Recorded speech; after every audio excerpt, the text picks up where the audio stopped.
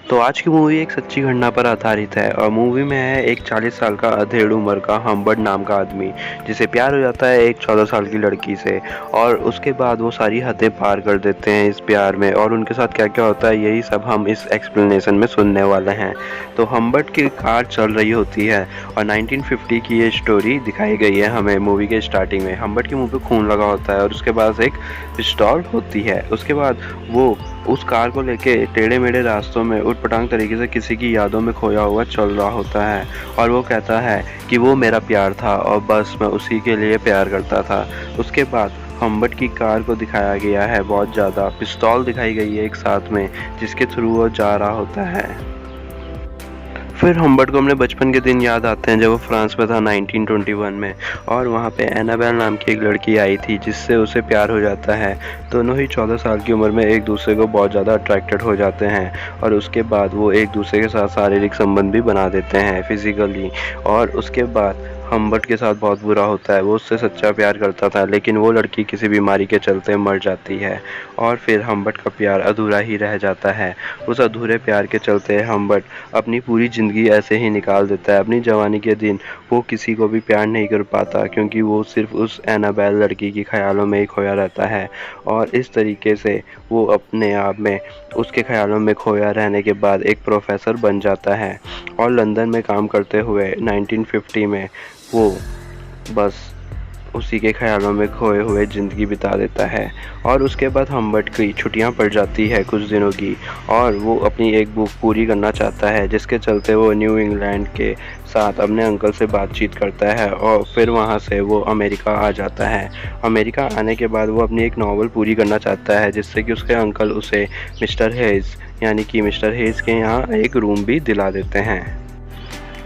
Humbert अपनी book को पूरा करने के लिए अमेरिका पहुंच जाता है और उसके बाद उसके अंकल उसे रूम दिखाते हैं मैकेट के यहाँ मिसिस हेज की मदद से। उसे वो रूम पसंद नहीं आता, लेकिन जब उसकी नज़र उनकी 14 साल की बेटी लॉलिता पे पड़ती है तो उसे एनाबेल की पूरी याद आ जाती है और वो उस लॉलिता पे फ़िदा हो जाता है। उसे एनाबेल की याद में और लॉलिता को देखते ही वो पगला सा जाता है और लॉलिता के प्यार में वो पड़ जाता है, और इस चक्कर में वो वहाँ रुकने को तैयार हो जाता है। वो घर उसे पसंद नहीं था, वो छोटा था और गंदा था, लेकिन वो एक रूम ले लेता है जहाँ वो अपनी नावल को पूरा करने के लिए रुक जाता है। और मिसिस हैज जो रहती है वो हम्बर्ट पे डोरे डालती है, लॉलिता की माँ, क्योंकि उन्हें हम्बर्ट पसंद आ गया था लेकिन हम्बर्ट को उसमें कोई इंटरेस्ट नहीं था। वो वहाँ सिर्फ और सिर्फ लॉलिता के चक्कर में रुका था और लॉलिता के लिए ही वहाँ पे रुकने का कोई बात थी। वो लॉलिता को की तरफ देखता रहता था चोरी चोरी से, और लॉलिता को भी ये बात पता चल गई थी। लॉलिता अपनी उम्र से काफ़ी ज़्यादा मैच्योर थी और वो हम्बर्ट के सामने काफ़ी छोटे छोटे कपड़ों में घूमती रहती थी। वो हम्बर्ट को पसंद करने लगी थी और वो हम्बर्ट को यहाँ वहाँ छेड़ती रहती थी। वो कभी हम्बर्ट की कुर्सी में बैठ जाती थी और उसके सामने अपनी खूबसूरत टांगों को लहराती रहती थी, लेकिन वो हम्बर्ट के साथ बहुत ही ज़्यादा फ्लर्ट करने लगी थी। एक दिन वो बाहर चेयर पे बैठे हुए थे स्विंग में, जहाँ हम्बर्ट, लॉलिता और उसकी माँ बैठी हुई थी। वो बातें मना रहे थे और लॉलिता हम्बर्ट को बातों ही बातों में बहुत ज़्यादा छेड़ती है, और वहीं मिसिस हेज हम्बर्ट को जाके छेड़ती है और लॉलिता फिर वहाँ से उनके साथ हग करती है और वहाँ से दौड़ के चली जाती है। हम्बर्ट लॉलिता को ही देखता रहता था दिन भर घर में, और लॉलिता उसके सामने एक तरह से नाचती रहती थी। और फिर मिसिस हेज ने उन्हें बताया कि लॉलिता को वो समर कैंप लेके जाने वाली है, जिससे कि हम्बर्ट परेशान हो जाता है। और फिर लॉलिता को समर कैंप में जाने की बात सुन के हम्बर्ट एक दिन सुबह लेट उठता है, और लेट उठने के चलते वो लॉलिता का समर कैंप जाना मिस करने के चक्कर में दौड़ते हुए खिड़की के पास जाके खड़ा हो जाता है और लॉलिता ये सब देख लेती है। फिर लॉलिता कार से दौड़ते हुए निकलती है और वो प्यार में प्यासी शेरनी की तरह दौड़ते हुए हम्बर्ट के रूम पे पहुंच जाती है, और वहां वो पहुंच के उसकी गोद में चढ़ के उसे इतना भयंकर किस करती है कि हम्बर्ट की पूरी रूह कांप जाती है, और वो उसे एक बहुत ही ज़्यादा भयंकर प्यार से भरा हुआ किस करके वहाँ से चले जाती है और हम्बर्ट को वहीं थरथराता हुआ छोड़ के चले जाती है। हम्बर्ट ये मूवमेंट हमेशा याद करता रहता है उसके जाने के बाद, और लॉलिता फिर समर कैंप में चले जाती है। हम्बर्ट लॉलिता की याद में डूबा हुआ था, तभी वहाँ पे एक लेटर आता है जिसमें कि लॉलिता की माँ उसे शादी के लिए प्रपोज कर देती है, और हम्बर्ट इस बात को सुन के काफ़ी हैरान परेशान हो जाता है। हम्बर्ट को यही बेस्ट तरीका लगता है मिसेस हेज से शादी करके वो लॉलिता के पास रह सकता था, तो वो मिसेस हेज से शादी कर लेता है। वो उन्हें नींद की गोलियां देने लग जाता है क्योंकि वो नहीं चाहता उनके साथ गपागप करना, लेकिन मिसेस हेज शुरू हुई भी रहती है।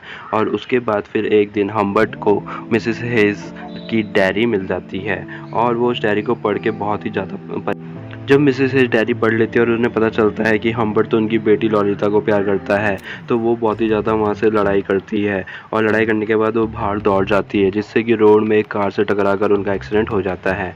हम्बर्ट को दुख तो होता है, लेकिन हम्बर्ट इस बात से बहुत खुश था कि अब वो लॉलिता के साथ रह सकता है। वो लॉलिता को लेने उसके समर कैंप चले जाता है और वो उसे नहीं बताता कि उसकी माँ का मर चुकी है, बल्कि वो उसे बताता है कि वो हॉस्पिटलाइज हो चुकी है। वो समर कैंप से उसे लेकर आता है और लॉलिता कार में बैठी कपड़े चेंज कर रही होती है और हम्बर्ट के पारा चढ़ रहा होता है। लॉलिता उसे बोलता है तुम मुझे प्यार नहीं करते, अगर तुम मुझे प्यार करते तो तुम अभी तक मुझे किस कर चुके होते।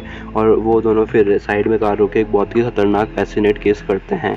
उसके बाद हम्बर्ट उसे कहता है कि हमें एक होटल में रुकना पड़ेगा, और उस होटल में रुकते हुए लॉलिता को एक आदमी मिलता है जो कि काफ़ी स्मार्ट था, जिसका नाम था क्लेयर।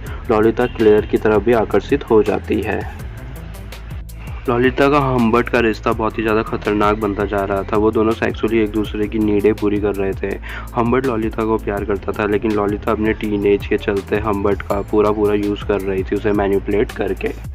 तो फिर वो होटल में पूरा एंजॉय करते हैं और उसके बाद वो निकल पड़ते हैं अपने नेक्स्ट ट्रिप पे। घूमते घूमते वो जब रुक जाते हैं एक पेट्रोल पंप में, तो वहाँ लॉलिता उसे कहती है कि उसे अपनी माँ का नंबर चाहिए जिससे कि वो उसे कॉल कर पाए, लेकिन हम्बर्ट उसे सच्चाई बता देता है और कहता है कि तुम्हारी माँ का एक्सीडेंट हो चुका है और वो मर चुकी है। ये बात सुन के लॉलिता दिन भर एक होटल के रूम पे रोती रहती है और उसके बाद वो नॉर्मल हो जाती है। उसके बाद हम्बर्ट और उनके पास वापस जाने का कोई मतलब नहीं था, तो वो आगे होटल से होटल पे ट्रिप मारना शुरू कर देते हैं।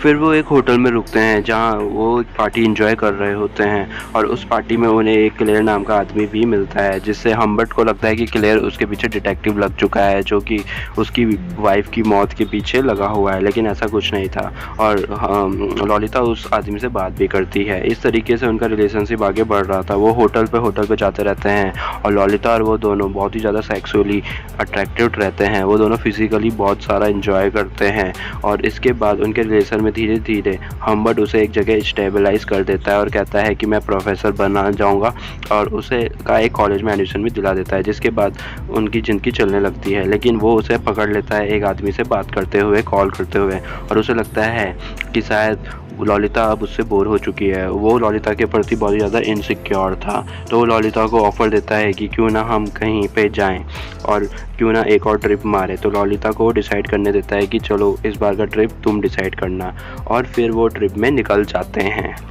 फिर एक बार लॉलिता उसे रूम पे मिलती है, पूरी लिपस्टिक बिखरी हुई थी और शर्ट भी ऊपर नीचे थी। हम्बर्ट को लगता है कि शायद वहाँ कोई आदमी आया था जिसने उसके साथ सेक्सुअली कुछ करा है, लेकिन ऐसा कुछ नहीं था। और उसके बाद अचानक से लॉलिता बीमार पड़ जाती है और वो उसे हॉस्पिटलाइज कर देता है और खुद होटल चले जाता है। लेकिन जब वो नेक्स्ट डे वहाँ जाता है तो उसे पता चलता है ऐसा कुछ नहीं था। लॉलिता ने एक बहाना बनाया था और लॉलिता वहाँ नहीं थी, वो भाग चुकी थी। जब हम्बर्ट उसे ढूंढता हुआ हर जगह उसे ढूंढ रहा होता है तो उसे पता ही नहीं चलता। हम्बर्ट को लगता है कि शायद से लॉलिता चले चुकी है और अब वो भी उसके बिना नहीं रह सकती। 3 साल बीत जाते हैं और वो लॉलिता को एक दिन ढूंढ निकालता है, और जब वो लॉलिता से मिलता है तो वो बहुत ज़्यादा खुश होता है, लेकिन लॉलिता उसे बताती है कि ऐसा कुछ नहीं है।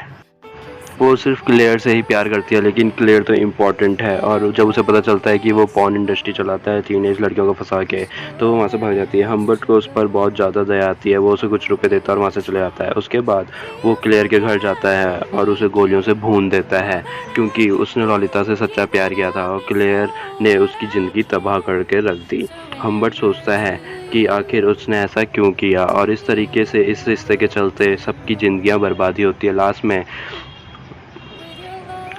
हम्बर्ट को पुलिस गिरफ्तार कर लेती है और वो जेल में ही दम तोड़ देता है 1 साल बाद, और लॉलिता एक बच्चे को जन्म देते हुए मर जाती है। स्टोरी यहीं पे ख़त्म है।